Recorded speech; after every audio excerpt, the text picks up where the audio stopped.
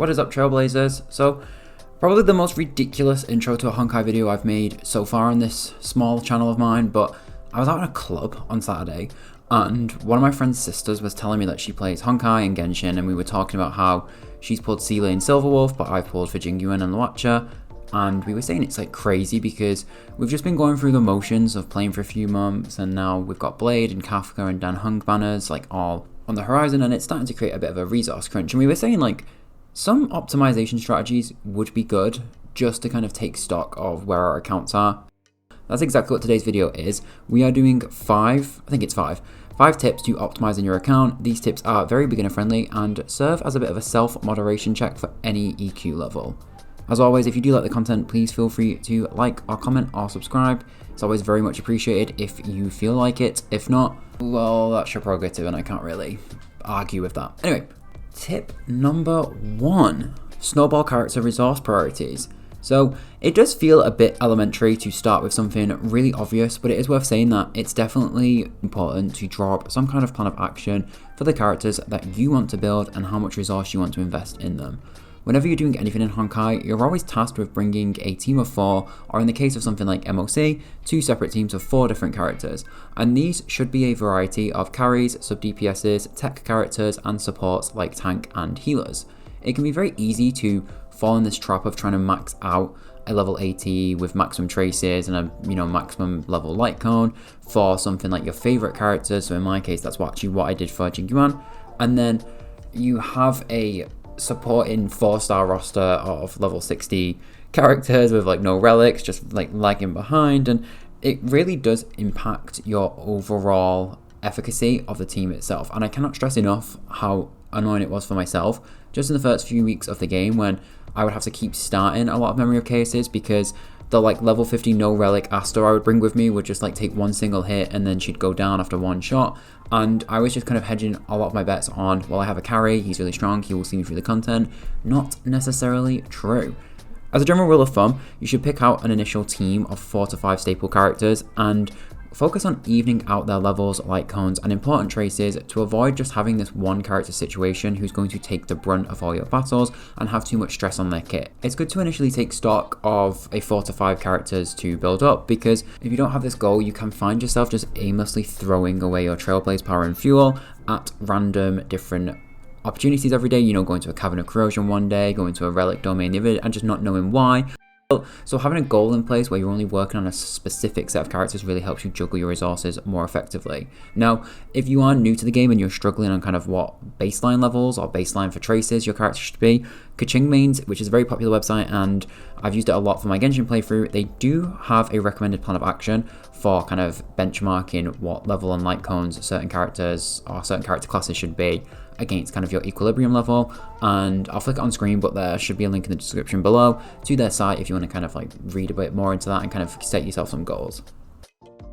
Number 2, understanding your diminishing returns on relics. While we're on the topic of evenly building characters without burning through resources, an important milestone in your account building endeavors lies in the ability for you as the player to stop trying to max out relic rolls for one character and just being able to temporarily call it quits while you work on the rest of your roster's loadout. I can't tell you enough how much it irritates me that my Jingyuan has all plus 15 relics and it's a coordinating 4-piece of Sizzling Thunder with a 2-piece, I think he's on inert, I can't remember, but the main stat on the feat is wrong, it's not what I wanted, and it's also his crit rate chest piece is pretty weak in substats. However, I decided to put Jingyuan's build on hold once I got him to a nice 60-70% benchmark of where I want him to be, because there's going to be a lot of times when someone like myself is playing a game like Honkai, I don't invest money in topping up my energy, my resources, my Trailblaze power, and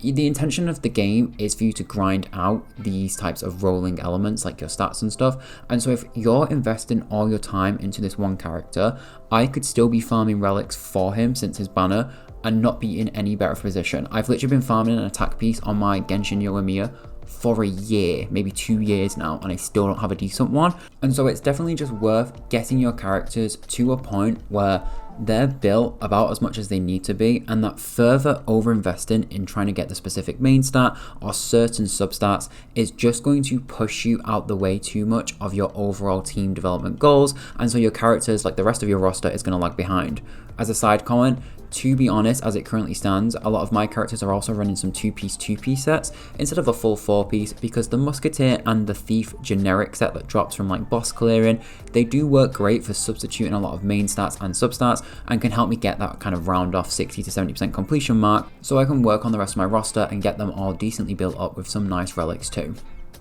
Tip number 3, and definitely the most important one when playing a gacha game, especially if you're like free to play or low spender,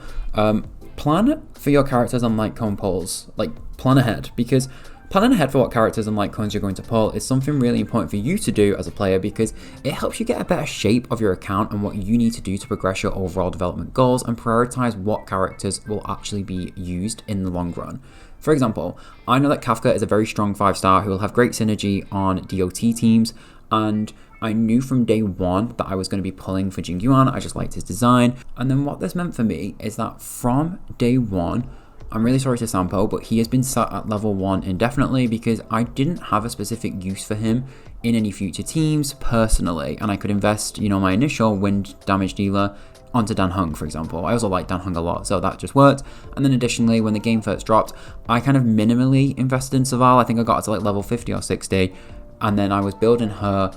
relics, but the intention was to kind of pass them on to Jingyuan in the near future. And so the reason I mention this is because when you factor in that building characters involves their leveling, their traces, their relics, and their whole team synergy, people always do like recommended teams, as well as planning for any things like future Eidolon pulls. If you are not planning ahead, you are without a doubt going to risk spreading all of your resources too thin, and you're going to create a kind of unnecessary panic of trying to keep all of your characters raised up with just not enough resources to go around. However, if you plan ahead and you have the right character combinations planned, you can strategically go into the right relic domains, you can strategically send off your assignments for the right character ascension materials, you can really invest well in those characters, and especially if you're planning in the future, you can even go as far as to kind of pre-farm or pre-build. So for example, a lot of people building up Sampo ready for when Kafka drops. The next one that I'm going to put out there is a bit of a combination of everything that's already been said, but it's to kind of drop the DPS into meta mindset that people have. And I'm going to keep this very short and sweet because, like I say, it does build off of everything I said, but very often when you're seeing character guides, when you're seeing different kind of who to pull, what to pull, and I've been guilty of this before the game dropped, the suggestion is always kind of like, pulling a DPS, building the DPS. The DPS will do everything, Sealer's going to carry you all the way to the end. And there are obviously a lot of people that do recognize that supports like, your Asta, your Tingyun, your Yukongs and your Palas are very valuable. But I don't think a lot of people, when you're the player, put any investment into that sometimes, because you still want to kind of compete with the super strong 5-star DPS damage dealer that you need, and it's just damage dealer central. And it's not always the way to go, because like I say, these 4-star support characters that we have,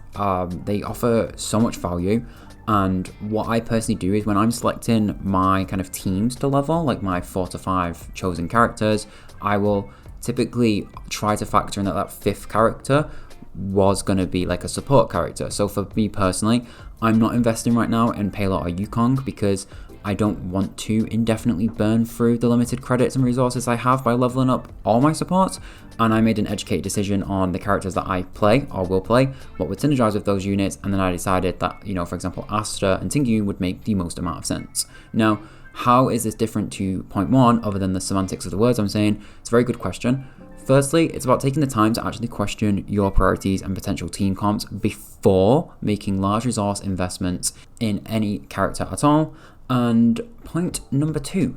it's about understanding that not every DPS or every 5-star unit actually needs to be invested in. For example, I have a copy of Himeko who I struggle to use because of the amount of resources required to get her to match my goals, and unfortunately, while it does suck to have a 5-star benched, I have actually benched her for months now, despite her being an easy 5-star brag and that she could be, a 5-star DPS, and I could be really happy with having that, but she won't actually help my account right now, and so she's a much lower priority for me than building up some of my support units. I do have some bonus one-liner tips before we go into the final most important tip, and I'm just going to fire these off. These are, like I say, just extras. Number 1, at a certain point, you will have so many of the character enhancement materials from your assignments that picking up the XP options will be a good ROI, as it's free XP that you don't have to grind for, and it can add up over time, so make sure you to remember them. Number 2, doing events in your own time can make them feel less like a chore. For me personally, when I work full time, sometimes I only log in for dailies, and so I'll let a lot of event missions just stack up until the weekend when I can drop another 30 minutes into getting those objectives complete. Don't miss events, but also don't let the game feel like a job to you at the end of the day. Number 3, you need a minimum of 2 good run-throughs to max out your weekly sim universe. And if you're trying to improve your count resource efficiency, the rewards that you get from playing it once will give you 1 full set of playing out ornament claims. As such, at a minimum, I like to get my sim universe run-throughs done on a certain day, so I'll use 160 of my Trailblaze power on a Monday, and right now I just kind of focus it on the generic good sets like Inert Salsoto, Rutilant Arena, and Broken Keel. 4, if you are like me and you haven't invested in buying pulls for the free 300 summon, then you should be about halfway there, and so your 300 standard banner wish can still be factored into your future pulling plans. For example, I don't have Gepard. I would like Gepard. He's not the best unit for my account, which would be Bronya, but I do want Gepard, and so I'm factoring that into my future plans. Finally, make sure you spend your store currency in line with your goals. So for example, for Embers, try to reserve enough for the monthly 5 tickets that you get. You get 5 free standard and 5 free like premium wishes tickets that you can get. I personally like to save just for that, and then I would buy a few resource materials if I'm absolutely desperate, but that's kind of what my minimum saving mark is. And then for the premium currency, the Starlight currency, I actually like to save this towards the 4-star Eidolons, and I've also been able to pick up Clara's Light Cone because I personally think that the 20 Starlight premium currency per wish, it's a really bad deal and it leaves too much uncertainty. So it's about finding your own appetite, because for example, if I was very close to hard pity and I had a ton of Starlight, I would be more inclined to use it. But for my account in general, I've just making the decision for my own that it doesn't have a lot of value, but I'm also a low spender, so that shapes my opinion. And that mini last tip brings me on to my biggest tip as to kind of why your account is not progressing, and that is because you're comparing yourself to whales and content creators and kind of putting them up as the standard. And so it's easy to feel like your account is lagging behind when you only have like 1 to 2 5-star characters and you're not clearing the memory of chaos, and your free-to-play team is just not as good as the maxed out level 80 guide creator that's got a super imposed 5 weapon on it. Like, that would make sense as to why they can do that. And my really simple final tip is that you should definitely play the game at your own pace and own level of appetite for resource consumption. And resource means time, and it means money at the end of the day. Money is time, and in a gacha game, it's like triple the cost. So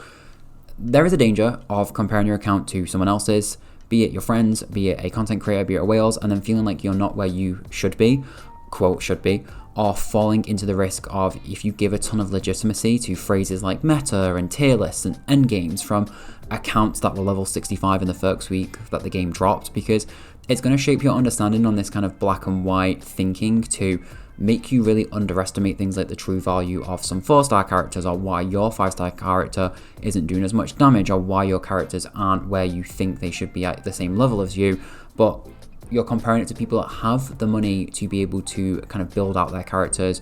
buy extra resources, buy extra energy. Like, you can't compete with that. And so when kind of factoring in your own account, you have to remember that a lot of content creators invest their time and money into the game because it's their job and they want to make educated and insightful content about the game. And so having like an E6 character with a superimposed 5 weapon is literally an expense to them, and they're doing it not a lot of the times just to kind of make the content to help you people out, but it's not trying to set the benchmark and standard of you should be whaling, you should be doing all this. And so it's just really important to remember that if you are consuming, you're on YouTube if you're listening to me say this, like if you're consuming a lot of kind of Honkai or, even Genshin comparisons on what people put out there on YouTube, then this level of account building is not even sustainable for the average player, let alone the gacha people, because the people with the money for all the gacha also benefit from luck or sometimes not luck. So you've really got to be careful and don't fall into the trap. To improve your personal account, you should focus on your own personal goals as covered in this video, more realistically with your threshold for spending, both in terms of time and actual real life money.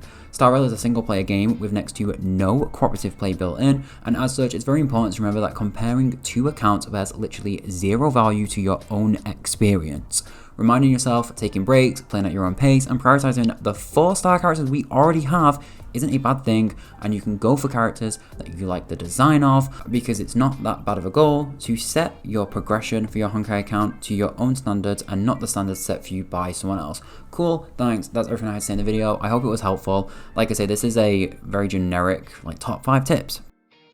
Anyway, I gotta go because it's 15 minutes. Bye!